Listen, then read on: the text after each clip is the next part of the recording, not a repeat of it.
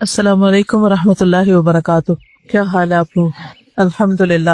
تو آئیے آج ہم قربانی کے کچھ احکامات بھی پڑھ لیتے ہیں کہ اگرچہ آپ شاید خود قربانی نہ کریں، آپ کے والد کریں یا آپ کے شوہر کریں، لیکن آپ کو یہ معلوم تو ہونا چاہیے کہ اس قربانی سے متعلق ہمیں کتنی شرائط بتائی گئی ہیں، کتنی تاکیدیں کی گئی اور کتنا علم دیا گیا جس پر ہمیں عمل کرنا ہے. نہیں ایسا نہیں کہ قربانی کا لفظ ہے اور آپ کہیں کہ میں تو روز گھر میں قربانی دیتی ہوں کہ مجھے بہت کچھ سننا پڑتا ہے اور میں چپ رہتی ہوں تو یہ میری قربانی ہے، تو میں ان دنوں یہی قربانی کر رہی. یہ تو قربانی نہیں ہے، اس قربانی کی بات نہیں ہو رہی. یہاں بکرے اور گائے اور اونٹ کی قربانی کی بات ہو رہی، مرغی کی بھی نہیں ہو رہی، چڑیا کی بھی نہیں ہو رہی. تو اس لیے جس قربانی کی بات ہو رہی ہے اس سے متعلق آپ کا دین آپ کو کیا بتاتا ہے پتہ ہونا چاہیے، تاکہ آپ لوگوں کے لیے گواہ بن جائیں، لوگوں کو بتانے والے بن جائیں کہ وہ کیا کریں اور کیا نہ کریں. یہ کس میں آئے گا؟ امر بالمعروف و نہی عن المنکر. یہ نہیں کر سکتے آپ جب تک کہ آپ کو علم نہ ہو. ٹھیک ہے. تو سب سے پہلی بات تو یہ ہے کہ قربانی کرنے والا بال اور ناخن نہ کاٹے. یعنی اگر قربانی کا ارادہ ہو تو ذو الحج کا عشرہ شروع ہوتے ہی اپنے بالوں اور ناخنوں کو نہ کاٹا جائے. نبی صلی اللہ علیہ وسلم نے فرمایا جب ماہ ذی الحجہ شروع ہو جائے اور تم میں سے کسی کا قربانی کرنے کا ارادہ ہو، اور آپ نے عشرے کا نام لیا، اذا دخلت العشر، تو وہ اپنے بالوں اور جلد میں سے کچھ نہ لے. بالوں اور جلد میں سے، جلد کا کیا مطلب ہے؟ سکن. یعنی بعض اوقات ناخنوں کے ساتھ کیا ہوتا ہے، وہ چھوٹی چھوٹی جلد اکھڑ جاتی ہے نا، ہوتی، یا ڈیڈ سکن آپ کے جسم پر آ جاتی، تو لوگ مختلف طریقے سے ڈیڈ سکن اتارتے ہیں. تو ان 10 دنوں میں نہ سکن میں سے کچھ لے اور نہ بالوں میں سے. فلا یمس من شعرہ ولا بشرہ شیئا، دونوں چیزیں منع. صحیح مسلم کی روایت ہے. پھر اسی طرح قربانی کا اجر چاہنے والا بھی بال اور ناخن نہ کاٹے. یعنی اگر ایک شخص قربانی نہیں کر سکتا تو وہ قربانی والوں کے ساتھ اجر میں کیسے شریک ہو؟ وہ قربانی کے دنوں میں کیا کاٹے اس کے بارے میں آتا ہے. سنن نبی داؤد کی روایت ہے، عبداللہ ابن عمرو ابن العاص بیان کرتے ہیں کہ نبی صلی اللہ علیہ وسلم نے فرمایا مجھے اضحیٰ کے دن عید منانے کا حکم دیا گیا ہے جسے کہ اللہ عز و جل نے اس امت کے لیے خاص کیا ہے، اس امت کے لیے خاص کیا ہے. ایک آدمی نے کہا فرمائیے کہ اگر مجھے دودھ کے جانور کے سوا کوئی جانور نہ ملے، یعنی ایک میرے گھر میں گائے بندھی ہوئی ہے جس سے میں دودھ لیتا ہوں، اس کو بیچتا ہوں، میرا روزگار ہے، یا بچوں کو پلاتا ہوں، اور وہی ہے تو کیا میں اب اس کو ہی ذبح کر لوں؟ یا بکری ہے اور وہ دودھ دیتی ہے تو اب کیا کروں؟ یعنی آپ کے گھروں میں تو ایسا نہیں ہے، لیکن جن کے پاس اور وہ صرف ایک ہی ہو اور اسی پہ ان کا گزارا چل رہا ہو تو اس کے لیے تو بڑا امتحان ہے نا، کیا وہ بکری ذبح کر دے کہ نہ کرے؟ آپ نے فرمایا نہیں، وہ یہ بکری نہ ذبح کرے، دودھ والی بکری نہ ذبح کرے، بلکہ اپنے بال کاٹ لو. اب قربانی کا دن آ گیا تو کیا کرو؟ بکرا نہیں کاٹ سکتے، کیا کرو؟ بال کاٹ لو، ناخن کاٹ لو، مونچھیں تراش لو، زیر ناک کی یعنی انڈر آرمز اور انڈر لیگز کی صفائی کر لو. اللہ کے ہاں تمہاری یہی کامل قربانی ہوگی، کیونکہ یہ سنت ابراہیمی میں سے ہے، یعنی ختنہ کرنا اور مونچھیں تراشنا اور داڑھی کے بال بڑھانا اور باقی جسم کی صفائی کرنا. تو اس لیے عید کے دن انسان کو صاف ستھرا ہونا چاہیے. یہ نہیں 10 دن بھی نہیں کاٹے اور اس دن بھی اسمیل لے کے پھرتے رہیں، پھر یہ نہیں ہونا چاہیے. اپنے آپ کو صاف ستھرا کریں اور اس نیت کے ساتھ اب کریں گے. ٹھیک ہے. یعنی اگر ذرا سی بھی سستی آنے لگے تو اس سستی کو دور کر لیں گے کہ مجھے قربانی والوں کے ساتھ شامل ہونا ہے. ان کا سوال یہ تھا کہ کیا ہم اپنے بال وغیرہ اور ناخن وغیرہ عید پڑھنے کے بعد کاٹیں یا اس سے پہلے؟ چونکہ قربانی کا حکم نماز پڑھنے کے بعد ہے، اس لیے یہ بال وغیرہ ناخن وغیرہ بھی اس کے بعد ہی آپ کاٹیں. نبی صلی اللہ علیہ وسلم نے فرمایا مجھے عید الاضحیٰ کے دن قربانی کا حکم دیا گیا ہے اور اللہ نے اس دن کو اس امت کے لیے عید کا دن قرار دیا ہے. ایک آدمی کہنے لگا یہ بتائیے اگر مجھے کوئی جانور نہ ملے سوائے اپنے بیٹے کے جانور کے، یعنی اس نے بکری پالی میری اپنی نہیں، تو کیا میں اسی کی قربانی دے دوں؟ کیونکہ بیٹے کا مال باپ کا مال ہوتا ہے. ایک حدیث میں آتا ہے انت ومالک لابیک، تم اور تمہارا مال اپنے باپ کے ہو. یعنی باپ بیٹے کے مال میں سے اگر کچھ لیتا تو چور شمار نہیں ہوگا. نبی صلی اللہ علیہ وسلم نے فرمایا کہ نہیں، بلکہ تم اپنے ناخن تراشو، بال کاٹو، مونچھیں برابر کرو، زیر ناف بال صاف کرو. اللہ کے ہاں یہی کام تمہاری طرف سے مکمل قربانی تصور ہوں گے. یہ سب کام تمہارے لیے مکمل قربانی تصور ہوں گے. ٹھیک ہے. یہ تو ہو گیا ایک کرنے کا کام، لسٹ بنا رہے ہیں آپ، اوکے، تاکہ بھول نہ جائیں، اور دوسروں کو بھی بتانا ہے، دوسروں کو بھی اس میں شریک کرنا ہے۔ قربانی کے دن روزہ رکھنے کی ممانعت ہے اگرچہ نظر مانی ہوئی ہو۔ مثلا اگر کسی نے یہ نظر مانی ہو کہ میں ہر مہینے کی 10 تاریخ کو روزہ رکھوں گی، اور 10 تاریخ کو تو عید آ گئی، تو بھی روزہ نہیں رکھ سکتے چاہے نظر مانی، تو عید کے دن روزہ نہیں۔ عبداللہ ابن عمر رضی اللہ تعالی عنہما سے روایت ہے، ان سے ایک ایسے شخص کے بارے میں پوچھا گیا جس نے نظر مانی ہو کہ کچھ مخصوص دنوں میں روزے رکھے گا، پھر اتفاق سے انہی دنوں میں بقرہ عید یا عید کے دن پڑ گئے۔ عبداللہ ابن عمر نے کہا کہ تمہارے لیے رسول اللہ صلی اللہ علیہ وسلم کی زندگی بہترین نمونہ ہے، آپ بقرہ عید کے دن اور عید کے دن روزہ نہیں رکھتے تھے، اور نہ ان دنوں میں روزے کو جائز سمجھتے تھے۔ ٹھیک ہے، ان دنوں میں روزہ کوئی رکھے بھی تو اس کا روزہ نہیں ہوتا، یہ کھانے پینے کے دن ہے۔ اصل میں دین کیا ہے؟ اطاعت کا نام ہے، جب کہا جائے کھانا پینا چھوڑ دو تو چھوڑ دے، اور جب کہا جائے کھانا پینا بند نہیں کرو تو اس وقت بند نہیں کرے، روزہ نہیں رکھے۔ ابو عبید بن اظہر کے غلام نے بیان کیا کہ میں عید کے دن عمر بن خطاب کے ساتھ حاضر تھا، انہوں نے بیان کیا کہ ان دنوں میں رسول اللہ صلی اللہ علیہ وسلم نے روزہ رکھنے سے منع فرمایا تھا۔ ایک تو روزہ افطار کرنے کا دن ہے، اور دوسرا وہ دن جس میں تم اپنی قربانی کا گوشت کھاتے ہو۔ دونوں عیدوں میں فرق یہ ہے کہ عید الاضحیٰ کے دن نماز کے بعد کچھ کھاتے ہیں، اس سے پہلے نہیں، اور عید الفطر کے دن نماز سے پہلے کھا کر جاتے ہیں۔ پھر آ جاتا ہے قربانی کا جانور۔ فضیلت کے اعتبار سے جانوروں کے درجے، افضل قربانی کے بارے میں مختلف آراء ہے کہ سب سے افضل قربانی کون سی؟ جمہور کے نزدیک، یعنی میجورٹی کے نزدیک، سب سے افضل اونٹ، پھر گائے، پھر مینڈھا، پھر بکری، کیونکہ جس جانور میں سب سے زیادہ فقراء اور مساکین کا فائدہ ہے یقیناً وہی زیادہ بہتر اور افضل ہے۔ اور اس حدیث سے بھی یہی پتہ چلتا ہے کہ اونٹ کی قربانی سب سے افضل قربانی ہے۔ رسول اللہ صلی اللہ علیہ وسلم نے فرمایا، جب جمعے کا دن ہوتا ہے تو مسجد کے دروازوں میں سے ہر دروازے پر فرشتے ہوتے ہیں جو آنے والوں کی ترتیب کے مطابق نام لکھتے ہیں، اور جب امام ممبر پر بیٹھ جاتا ہے تو ناموں والے صحیح پہ لپیٹ دیے جاتے ہیں، رجسٹر بند کر دیے جاتے ہیں، اور فرشتے بھی آ کر خطبہ سننے لگتے ہیں۔ اور گرمی میں پہلے آنے والے کی مثال اس انسان جیسی ہے جو اونٹ قربان کرتا ہے، یعنی سب سے پہلے جو آتا ہے گرمی کے موسم میں، اور کافی دیر اس کو خطبے کا انتظار کرنا پڑتا ہے مسجد میں، تو اس کا اجر اونٹ قربان کرنے والے کی طرح۔ پھر جو آتا ہے اس کا اجر گائے قربان کرنے والے کی طرح، پھر مینڈھا قربان کرنے والے کی طرح، اور پھر جو آیا وہ تقرب کے لیے مرغی پیش کرتا ہے، پھر جو آیا گویا وہ تقرب کے لیے انڈا پیش کرتا ہے۔ تو یہ ترتیب بتا دی گئی۔ یہ سب سے زیادہ پھر اجر کس کا ہے؟ اونٹ کا۔ انشاءاللہ اس سال بھی الہدا میں اونٹ کی قربانی ہوگی، اور ایک حصہ 14,500 کا ہے، اور عید کے دوسرے دن ہوگی یہ قربانی، یعنی سب کے سامنے اونٹ ذبح کیا جائے گا۔ جیسے پچھلے سالوں میں کچھ لوگوں نے دیکھا بھی ہوگا کہ یہاں الہدا کے فرنٹ ایریا پر سب فیملیز جمع ہوتی ہیں، مرد ایک طرف ہوتے ہیں، عورتیں ایک طرف ہوتی ہیں، بچے ایک طرف ہوتے ہیں، اور پھر اونٹوں کو نہر کیا جاتا ہے، اور وہ سین بھی دیکھنے والا ہوتا ہے۔ مثلا اگر ہم گھر میں نہیں قربانی کر سکتے، نہ گائے کی، نہ بکرے کی، نہ کسی اور کی، جہاں ہو رہی ہو وہاں ہی جا کر شریک ہو جائے۔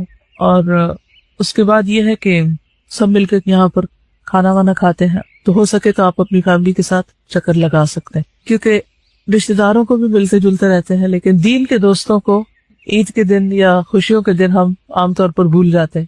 تو اگر گھر والے موافقت کریں، لڑ جگر کے نہیں، لیکن اگر گھر والے موافقت کریں اور ساتھ آنے پہ تیار ہوں، تو ان کو یہ سنتیں بھی تازہ ہوتی نظر آئیں گی، کیونکہ عموماً ہمارے یہاں پاکستان میں اونٹ کی قربانی کا رواج نہیں ہے۔ قربانی کے جانور کی صفات، کیسا جانور ڈھونڈا جائے؟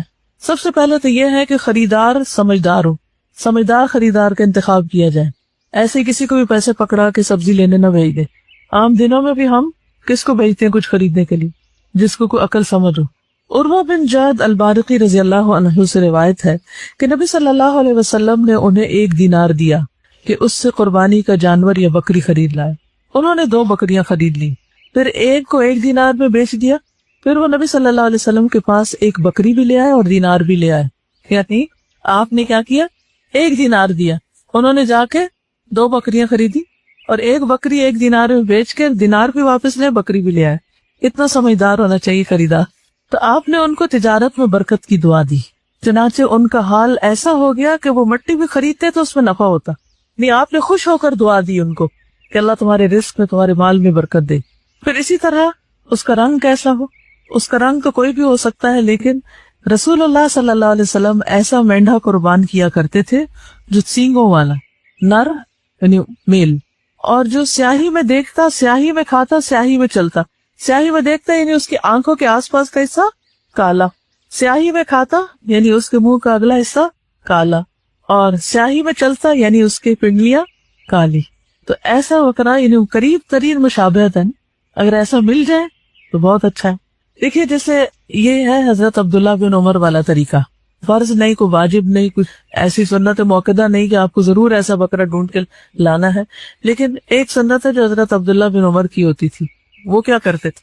وہ اتباع کرتے تھے ہر چیز میں، چھوٹی چھوٹی چیزوں میں، راستوں میں، سڑک پہ چلتے ہوئے، اٹھنے میں، بیٹھنے میں، ہر چیز میں نبی صلی اللہ علیہ وسلم کو فالو کرتے تھے، اور ایک ایکسپشنل صورت تھی ان کی.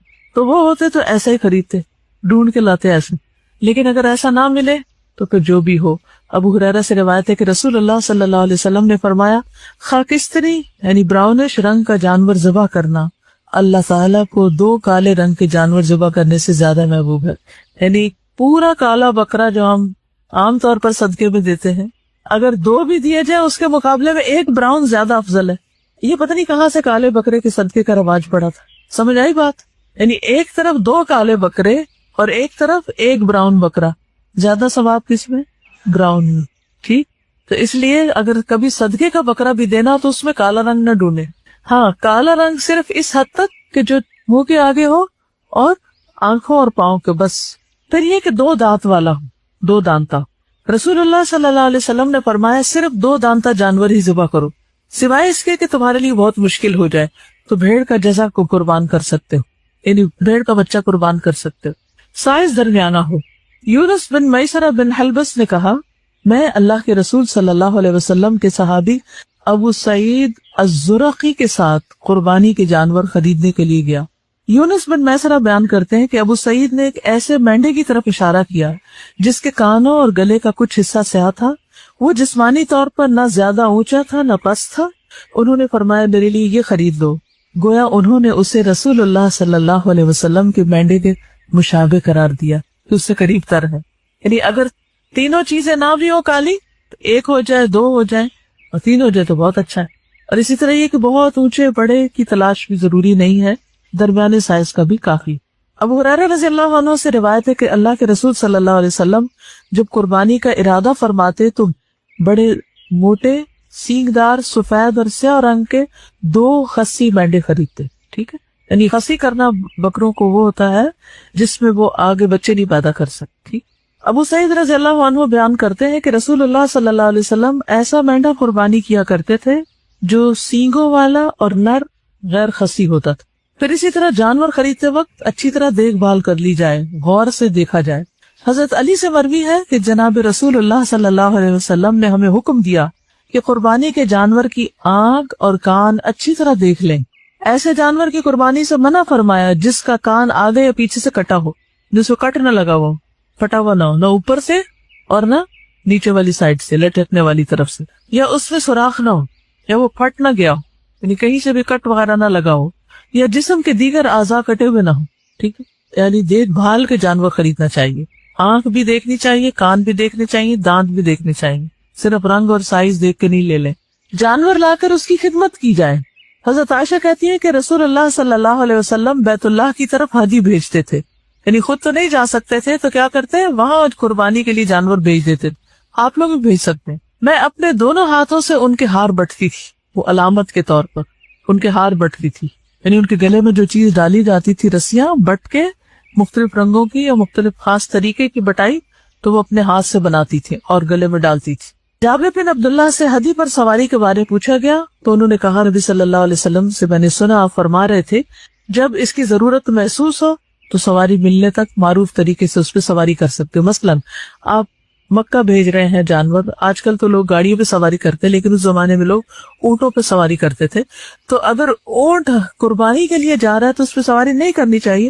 ہاں، اگر کوئی اور جانور نہیں ہے تو سواری کر سکتے ہیں اور پھر وہاں جا کر اس کی قربانی بھی کی جا سکتی. پھر کون سا جانور جائز نہیں؟ نمبر 1، عیب دار، جس کا عیب ظاہر ہو.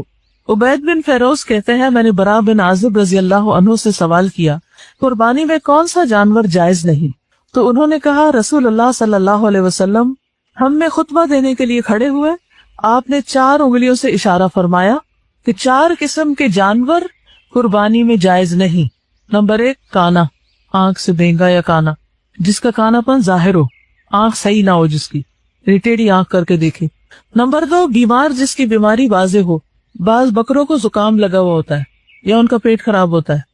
لنگڑا، جس کا لنگڑا پن ظاہر ہو، اور انتہائی کمزور کہ اس کی ہڈی میں گودا نہ ہو، یعنی اوپر سے اس کی پسلیاں بھی دکھ رہی ہوں، ایسا جانور قربان نہ کرے۔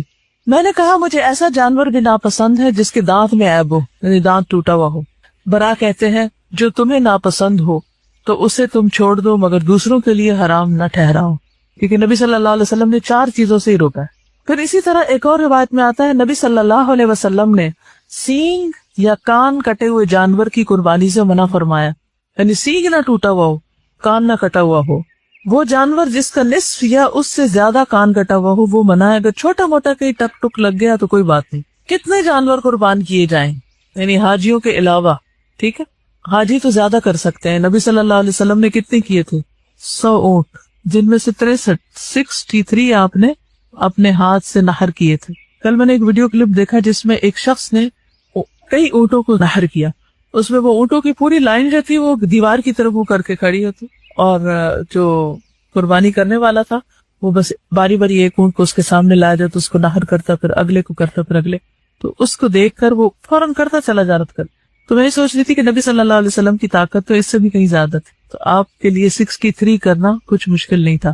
ہماری بازوؤں میں کچھ جان ہے، ہمیں تو اگر کہا جائے 63 گلاس اٹھا کے یہاں سے وہاں رکھ دو تو ہم کیا کریں، ہم تھک گئے، ہمارے بازو اکڑ گئے، تو بازو شل ہو گئے۔ تو کتنے بکرے ذبح کرنے چاہیے گھر میں؟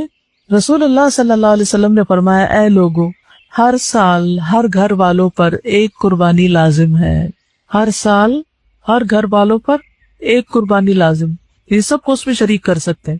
ایک بکری کا سب گھر والوں کی طرف سے کفایت کر جانا۔ عطا بن یسار بیان کرتے ہیں میں نے ابو ایوب سے پوچھا کہ رسول اللہ صلی اللہ علیہ وسلم کے زمانے میں قربانیاں کیسے ہوا کرتی تھی؟ انہوں نے فرمایا ایک آدمی اپنے اور اپنے گھر والوں کی طرف سے ایک بکری قربانی کیا کرتا تھا، اس سے خود بھی کھاتے، لوگوں کو بھی کھلاتے، یہاں تک کہ لوگ فخر کرنے لگے، اور اس طرح تم آج کل دیکھ رہے ہو۔ اور آج کل بھی لوگ قربانی کے جانوروں پر فخر کرتے ہیں، ہم اتنے کر رہے ہیں، اور پھر ان کو لا کے مینڈوں اور دمبوں کے اوپر عید مبارک لکھتے ہیں، اور ان کو مہندی لگاتے ہیں، اور ان کو پھولوں کے ہار پہناتے ہیں، ان کی تصویر اتار کے فیس بک پہ ڈالتے ہیں۔ انا للہ و انا الیہ راجعون۔ یہ کہہ رہی تھی کہ ایک ٹاک شو ہو رہا تھا ریسنٹلی، اس میں ڈیزائنرز نے قربانی کے جانوروں کے دوپٹے بنائے ہیں جن کی قیمت 25,000 اور اس سے شروع ہو رہی ہے، اس سے ایک اور بکرا آ سکتا۔ اور اب بھی تھار میں، سندھ کے اندرونی علاقوں میں، کئی گاؤں دیہاتوں میں لوگ سارا سال گوشت نہیں کھا سکتے۔ اگر آپ کے پاس ایک اور بکرے کے پیسے تو ان کے لیے کچھ بھیج دیجیے۔ وہ کہہ رہی ہے کہ کچھ لوگ ان کو چاندی کا زیور بھی پہناتے، تو پھر بعد میں کیا کرتے، اگلے سال کے لیے رکھ لیتے ہیں، یا پھر وہ بھی ساتھ دے دیتے، شو آف کرنے کے لیے کہ وہ بچتا بھی ہوگا ساتھ، سامری کے بچڑے کی طرح۔ ان کا بس چلے تو سونے کا بچڑا بنا دیں، بنی اسرائیل سے کہیں پیچھے رہیں گے۔ صحابہ کی سنت بھی یہی تھی۔ عبداللہ ابن ہشام جنہوں نے صحابہ کا زمانہ پائے، نہیں تابعی تھے، وہ اپنے تمام گھر والوں کی طرف سے ایک ہی بکری قربانی کیا کرتے تھے۔ ابو بکر اور عمر رضی اللہ تعالیٰ عنہ کے بارے میں مروی ہے کہ وہ دونوں اپنے گھر والوں کی طرف سے قربانی نہیں کرتے تھے، اس ڈر سے کہ کہیں اسے واجب نہ سمجھ لیا جائے، یعنی ایک میں ہی سب کو شریک کرتے تھے، الگ الگ نہیں کہ یہ امی کی، ابا کی، فلاں کی، ایسا نہیں کرتے تھے کہ کہیں ایسا نہ ہو کہ ان کے طرز عمل کو دیکھ کر اور لوگ بھی یہ شروع کر دیں۔ یعنی اتنا سمپل بنایا گیا ہے اس کو تاکہ لوگوں کے لیے مشکل نہ ہو۔ ایک ہے کہ اتنا تو کرو، اور ایک ہے صحابہ کا عمل کہ اگر ہم نے اس سے ذرا زیادہ کیا تو لوگوں کے لیے زندگی مشکل ہو جائے گی، کیونکہ وہ اس بات کو ناپسند کرتے تھے کہ کہیں لوگ ان کے پیچھے نہ چل پڑے اس ایک نئے کام میں۔ ابو مسعود انصاری یہ صحابی ہیں، کہتے ہیں کہ میں خوشحال ہونے کے باوجود اس ڈر سے قربانی چھوڑ دیتا ہوں کہ کہیں میرے پڑوسی یہ نہ سمجھ لیں کہ مجھ پر واجب۔ تو اب ہماری تو کوئی پیروی کرنے والا نہیں ہے، اس لیے ابو سریحہ نے فرمایا میرے گھر والوں نے مجھے غلط کام پر مجبور کر دیا جبکہ مجھے سنت طریقہ معلوم ہے۔ ایک گھر والے ایک بکری یا 2 بکریاں ذبح کیا کرتے تھے، اب تو اگر ہم ایک بکری کی قربانی دیں تو ہمارے ہمسائے ہمیں بخیل کہتے ہیں کہ یہ بہت کنجوس ہے۔ یعنی ان کے زمانے میں یہ چیز مشہور ہو گئی تھی، جو ایک کرتا ہے اس نے تو کچھ کیا ہی نہیں۔ پھر ہے کسی اور کی طرف سے قربانی کرنا، کسی اور کی طرف سے قربانی کرنا۔ جی ہاں، کیا کی جا سکتی؟ جی ہاں، حضرت عائشہ کا بیان ہے کہ ہمارے پاس قربانی کے دن گوشت لایا گیا، تو میں نے پوچھا کہ یہ کیا ہے؟ حضرت عائشہ کہتی ہے کہ قربانی کا گوشت آیا، میں نے پوچھا یہ کیا؟ تو لانے والے نے کہا کہ رسول اللہ صلی اللہ علیہ وسلم نے اپنی بیویوں کی طرف سے قربانی کی ہے، یعنی قربانیاں باہر کھلی جگہ پر ہوتی تھی نا، تو گوشت بنا کے آپ نے گھر بھیجا تو سب ازواج کو تقسیم ہوا۔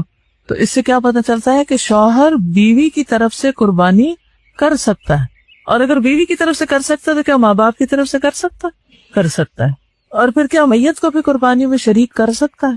میت کو بھی شریک کر سکتا ہے، یعنی اگر انسان یہ نیت کر لے کہ یہ قربانی میری طرف سے، میرے والدین کی طرف سے جو زندہ ہیں یا جو فوت ہو چکے ہیں ان سب کی طرف سے، میرے بچوں کی طرف سے ہے، تو ایسا کیا جا سکتا ہے، چاہے ایک بکری کیوں نہ، سب کو ثواب میں شریک کر لیا جائے نا۔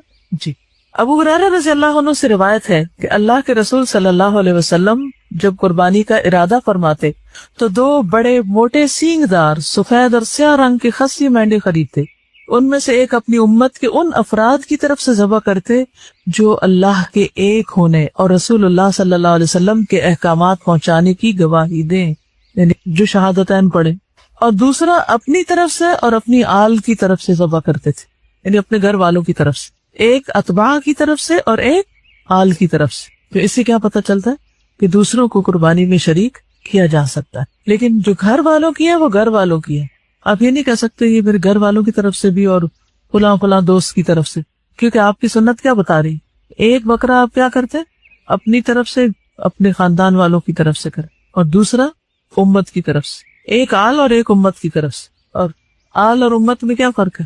آل اور اتباع کا لفظ اگر اکٹھا آئے تو کیا مطلب ہوتا ہے؟ آل سے مراد خاندان والے اور اتباع سے مراد امت، ٹھیک ہے؟ اور اگر صرف آل کا لفظ آ گیا ہے، اونلی آل، تو اس میں پھر سارے شامل ہو جاتے، جو طاقت نہیں رکھتے ان کو قربانی میں شریک کرنا۔ ابو سعید خدری کہتے ہیں کہ رسول اللہ صلی اللہ علیہ وسلم نے ایک سینگوں والے مینڈے کی قربانی کی اور فرمایا یہ میری طرف سے ہے اور میری امت کے ان افراد کی طرف سے جو قربانی کرنے کی طاقت نہ رکھتے ہوں، جو نہیں قربانی کر سکتے۔ کیسی دل جوئی کی آپ نے، کیسی کیئر تھی، کیسی محبت۔ پھر گائے اور اونٹ کے حصے کتنے ہیں؟ 2 لفظ کیوں آ رہے، 7 اور 10؟ اچھا، اس کا فرق بتا دیتی ہوں کہ اونٹ کے حصے 7 کب ہیں اور 10 کب ہیں، ٹھیک ہے؟ ابن عباس کہتے ہیں کہ ہم لوگ ایک سفر میں رسول اللہ صلی اللہ علیہ وسلم کے ہمراہ تھے، عید الاضحیٰ آ گئی، چنانچہ ہم نے 10 آدمیوں کی طرف سے ایک اونٹ اور 7 آدمیوں کی طرف سے ایک گائے مشترکہ طور پر ذبح کی۔ حج اور عمرے میں اونٹ کی قربانی کے 7 حصے ہیں، اس کے علاوہ 10 کیے جا سکتے ہیں، ٹھیک؟ یعنی حج اور عمرے کے وقت اگر آپ قربانی کریں تو پھر اونٹ اور گائے دونوں کے 7 حصے ہوں گے، ادروائز سفر میں ہو یا گھر پر ہو تو اونٹ کے 10 حصے بھی کیے جا سکتے ہیں، کیونکہ اونٹ مہنگا ہوتا ہے۔ جابر رضی اللہ عنہ سے روایت ہے کہ ہم رسول اللہ صلی اللہ علیہ وسلم کے ساتھ حج کا احرام باندھے ہوئے تلبیہ کہتے ہوئے نکلے تو رسول اللہ صلی اللہ علیہ وسلم نے ہمیں حکم دیا کہ ہم اونٹ اور گائے کی قربانیوں میں 7 آدمی شریک ہو جائیں، ٹھیک ہے؟ تو اب یہ مسئلہ واضح ہو گیا۔ قربانی کتنے دن کی جا سکتی ہے؟ پھر اختلاف ہو گیا 3 اور 4 کا۔ نبی صلی اللہ علیہ وسلم نے فرمایا ایام التشریق ذبح، ایام تشریق ذبح کے ایام ہیں، اور ایام تشریق کون کون سے؟ 14 تھے، اوکے، 11 12 13، یہ تو آپ الحمدللہ قرآن میں پڑھ چکے ہیں۔ رسول اللہ صلی اللہ علیہ وسلم نے فرمایا یوم عرفہ 9 ذی الحجہ، یوم نحر 10 ذی الحجہ، اور ایام تشریق ہم اہل اسلام کے عید کے ایام ہیں، یہ کھانے اور پینے کے دن ہیں، یعنی جو حج پر ہیں لوگ وہ ذو الحج کا کہ 9ویں تاریخ کا بھی روزہ نہیں رکھیں گے، ٹھیک ہے، وہ کھائیں پیئیں گے، اور 10 تاریخ کو عید ہوگی، اور 10 کے بعد 3 اگلے دن بھی جو حاجی ہیں وہ نہر کر سکتے ہیں یا قربانی کر سکتے ہیں۔ نبیشہ حزلی رضی اللہ عنہ بیان کرتے ہیں کہ رسول اللہ صلی اللہ علیہ وسلم نے فرمایا ہم نے تم لوگوں کو قربانیوں کا گوشت 3 دن سے زیادہ رکھنے سے اس لیے منع کیا تھا کہ تم سب کو گوشت پہنچ جائے، اب اللہ تعالیٰ نے تمہیں وسعت دے دی ہے، غنی کر دیا ہے، بس کھاؤ، ذخیرہ کرو اور اجر کماؤ، خبردار یہ دن کھانے پینے اور اللہ کا ذکر کرنے کے دن ہیں۔ تو اس سے یہ پتہ چلتا ہے کہ قربانی کے ایام بھی اللہ کے ذکر کے ایام ہیں، ان میں بھی تکبیرات پڑھتے رہنا ہے، ٹھیک ہے، اور کھانا پینا ہے، روزہ نہیں رکھنا، یہ مطلب ہے۔ غیر حاجی 9 تاریخ کو روزہ رکھ سکتے ہیں، اور اس روزے کا ثواب کیا ہے؟ 2 سال کے گناہوں کی معافی۔ انشاءاللہ جمعے کے دن جبکہ عرفہ کا دن ہوگا، اس دن میں عرفہ کے دن کے بارے میں آپ کو چھوٹی سی ٹاک دوں گی کہ اس دن کی فضیلت کیا ہے اور اس دن میں کیا کیا ہوا تھا، یہ تاریخی حیثیت تھوڑی سی اور کچھ اذکار وغیرہ. قربانی کا وقت، پہلے نماز پھر اس کے بعد قربانی. جس نے نماز سے پہلے قربانی کی اس کی قربانی نہیں. ابو بردہ کہتے ہیں ایک مرتبہ میں نے عید کی نماز نبی صلی اللہ علیہ وسلم کے ہمراہ پڑھی. پیچھے سے میری بیوی نے قربانی کا جانور پکڑ کر اسے ذبح کر لیا اور کھانا تیار کر لیا، کیونکہ عام طور پہ خواتین کو یہ ہوتا ہے نا کہ جب مرد حضرات گھر ہیں تو کھانا پکا ہو. نماز سے فارغ ہو کر جب میں گھر پہنچا تو وہ کھانے کی چیز لے کر آ گئے. میں نے اس سے پوچھا یہ کہاں سے آیا؟ اس نے کہا ہم نے قربانی کا جانور ذبح کر کے آپ کے لیے کھانا تیار کر دیا تاکہ واپس آ کر آپ ناشتہ کر سکیں. میں نے اس سے کہا کہ مجھے خطرہ ہے کہ اس طرح کرنا صحیح نہ ہوگا. چنانچہ میں نبی صلی اللہ علیہ وسلم کی خدمت میں حاضر ہوا اور سارا واقعہ بتایا. آپ نے فرمایا قربانی نہیں ہوئی. جو شخص ہماری نماز سے فارغ ہونے سے قبل ہی جانور ذبح کر لے اس کی قربانی نہیں. ٹھیک، اس کی قربانی نہیں. تو یہ شاید ان سے اللہ تعالیٰ نے اس لیے کروا لیا تاکہ سب کو اچھی طرح پتہ چل جائے کہ مرد حضرات کی نماز پڑھ کے واپس آنے تک جانور قربان نہیں کرنا. یعنی اس رخصت سے ناجائز فائدہ نہیں اٹھانا کہ آپ قربان کر سکتی ہیں. یعنی اس سے ایک بات یہ پتہ چلتی ہے نا کہ خواتین بھی قربانی کر سکتی. کبھی کر کے تو دیکھیں، آپ کی ہارٹ بیٹ بہت تیز ہو جائے گی، وہ جو نہیں ہو رہی نا کئی دنوں سے. قال النبی صلی اللہ علیہ وسلم من ذبح قبل الصلاة فلیعد. نبی صلی اللہ علیہ وسلم نے فرمایا جس نے نماز سے پہلے قربانی کر لی وہ دوبارہ قربانی کرے. عام گوشت اور قربانی کے گوشت کا فرق. نبی صلی اللہ علیہ وسلم نے فرمایا جس نے نماز سے پہلے قربانی کی تو اس کا ذبیحہ گوشت ہے، عام گوشت ہے جو کسی بھی دن آپ کرتے ہیں، جسے وہ گھر والوں کے لیے لایا ہے. قربانی سے اس کا کوئی بھی تعلق نہیں. السلام علیکم. صاحب ایک کوشچن پوچھنا تھا کہ قربانی کرنی ہے تو پھر قربانی کرنے کے بعد چیزیں کاٹیں گے، مطلب نیز اور بال جو کاٹیں وہ پھر قربانی کریں؟ بہتر یہی ہے، ورنہ عید کے بعد کر سکتے ہیں، نماز کے بعد. نماز کے بعد کر سکتے. بھینس کی قربانی اس کا ذکر نہیں آیا. جی نہیں، یعنی کہ الگ الگ حصے ہو سکتے ہیں اس میں. ایک گائے کے اندر 7 حصے ہیں، بس ہر ایک اپنا اپنا کما رہا ہے تو اس طرح بھی کیا جا سکتا. لیکن اگر جیسے بچے چھوٹے ہیں تو ایک قربانی سب کی طرف سے، سب کا اجر اس میں ہوگا. جیسے ایک چھوٹا فیملی یونٹ ہوتا ہے، یعنی ایک سب کی طرف سے ہو جائے گی.